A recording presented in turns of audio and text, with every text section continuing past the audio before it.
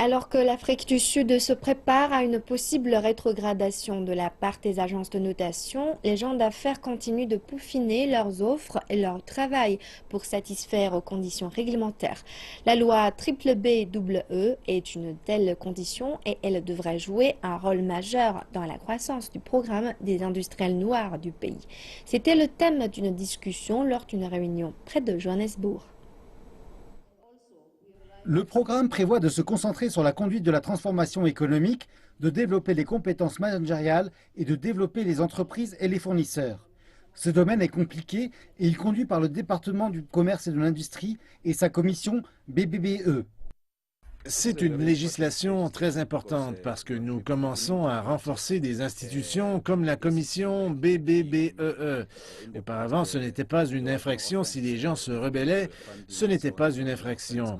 Maintenant, c'est une infraction qui vaut jusqu'à 10 ans d'emprisonnement et nous pensons qu'un homme d'affaires normal qui veut faire fonctionner une entreprise en Afrique du Sud prendra en compte si vous vous trouvez du mauvais côté de la loi, vous serez puni.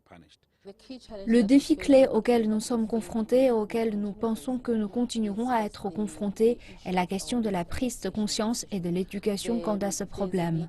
Nous avons besoin de simplifier la mise en œuvre de la législation pour rendre plus facile aux entreprises de le faire, mais aussi pour faciliter la compréhension des gens lorsqu'ils sont effectivement confrontés.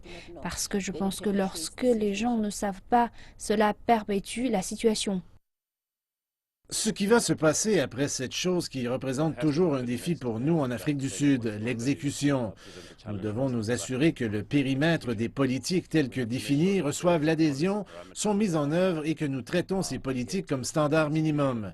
Que ce soit le cadre de travail du BBBEE ou le programme des chefs d'entreprise noirs, toutes ces choses sont des standards minimaux que nous devons tous mettre en œuvre. La législation est complexe et pour les nouveaux investisseurs étrangers qui cherchent à développer leurs entreprises en Afrique du Sud, cela peut susciter la confusion. Il apparaît que ce groupe a été pris en compte dans la nouvelle législation.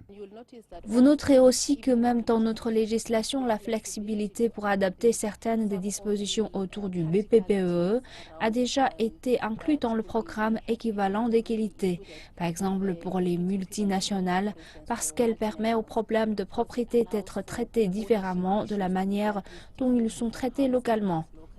Si les gens veulent participer, par exemple, au programme des industriels noirs, il y a un paramètre de propriété minimale de 51% détenu par des Noirs. Cela laisse 49%.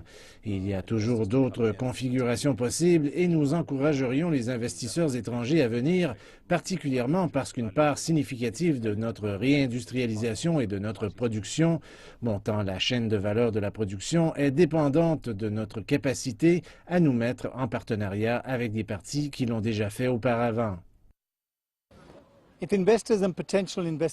Si les investisseurs et acheteurs potentiels jouent selon les règles, ils trouveront d'énormes possibilités en Afrique du Sud dans tous les secteurs de l'industrie et de la production.